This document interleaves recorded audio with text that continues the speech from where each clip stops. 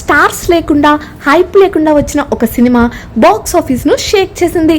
అదే మహావతార్ నరసింహ. కేవలం 40 కోట్ల బడ్జెట్ తో తెరకెక్కి 300 కోట్లకు పైగా వసూలు సాధించింది. ఇది జస్ట్ హిట్ కాదు, ఇండియన్ యానిమేషన్ కు ఒక రీస్టార్ట్. ఇప్పుడు అసలు గేమ్ మొదలవుతోంది. మహావతార్ పేరుతో ఒక భారీ సినిమాటిక్ యూనివర్స్ ప్లాన్ చేస్తున్నారు మేకర్స్. దశావతారాల ఆధారంగా మొత్తం 7 సినిమాలను కనెక్ట్ చేయబోతున్నారు.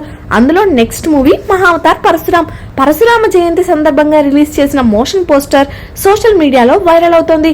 యుద్ధ భూమి, రక్తంతో నిండిన నేల, చేతిలో గొడ్డలి, మధ్యలో రౌద్రంగా నిలబడ్డ పరశురాముడు. ఒక్క ఫ్రేమ్ చూసినా అర్థమవుతుంది ఈ సినిమా ఎంత డార్క్, ఎంత ఇంటెన్స్ గా ఉండబోతుందో. ఇది కేవలం కథ కాదు, ఒక పవర్ఫుల్ వార్.